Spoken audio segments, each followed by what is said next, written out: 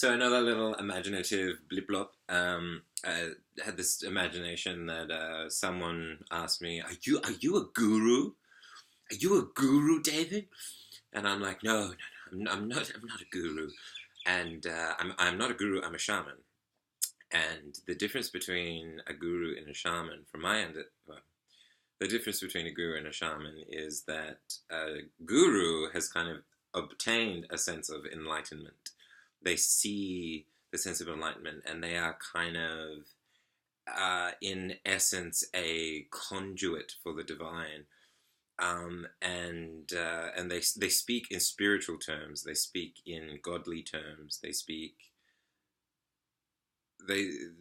they're a mouthpiece for the universe, kind of. That's how I see it, anyway. Whereas a shaman, I really resonate with what Terence McKenna said, is the center point between a scientist, an artist, and a healer. And so they, in that sense, are a bit more robust, a bit more versatile, a bit more relatable, I think, a bit more just kind of like your everyday spiritual seeker kind of thing. Um, and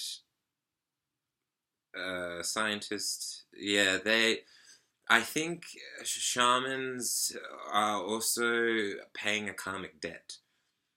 I think the call to shamanism is a spiritual call. Like, you will, I mean, shamanism isn't something you really pursue. It pursues you. Like, your life will get fucked over, like, over and over and over again until you get the message to be a shaman.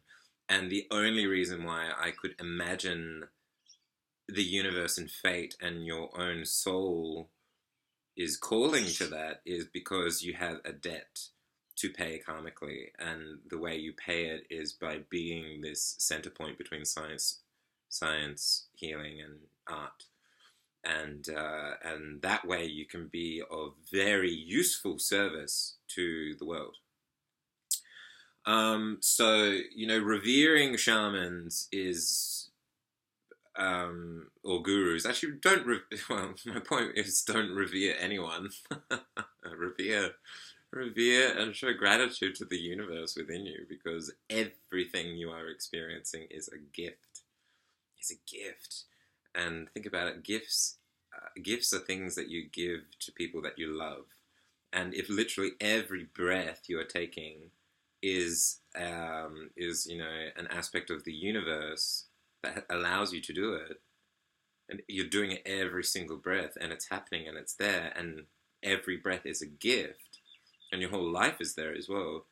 Think about how, if someone was like gasping, and you gave them a breath. They're like, they couldn't get a breath, and you gave them a breath, just one breath. They're like, like, that's a gift. That's some sort of relief, right? But you're breathing like 60 times a minute. I don't know how many times a minute, but you're breathing that many a minute, right? It's that gift, the equivalent of that gift for your whole life. Now you're kind of in the direction, not the ballpark, but the direction of how much the universe loves you.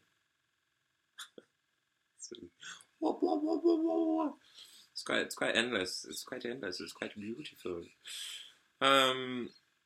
Yes.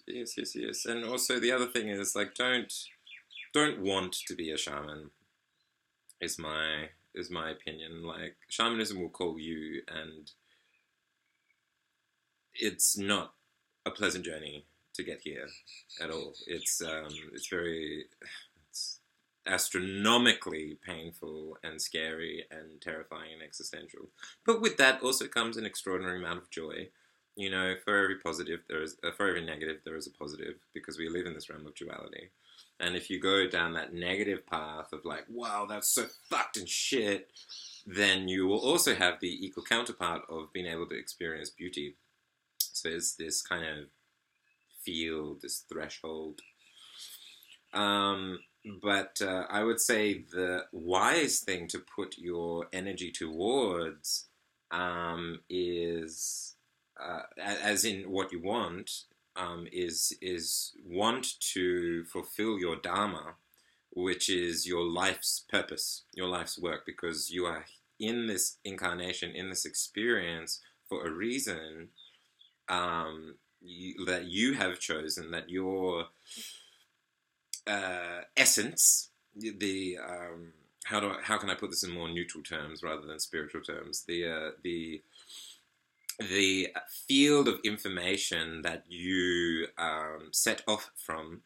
So, all the atoms that created the sperm in your father's testicles and the ovaries in your mum, all those atoms, all the miraculousness, all that hydrogen, all the oxygen, all the carbon chains, all of that, the field of information that eventually coalesced and formed you is unique in the universe. And you coming to your life's purpose is you fulfilling and living in accordance with that unique information.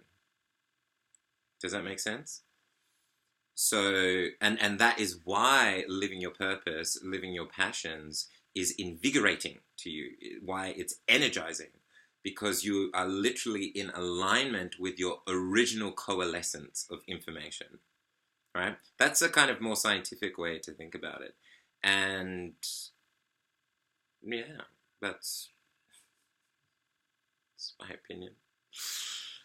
Anyway, that's how I see it, and that's me. So, mwah, boop.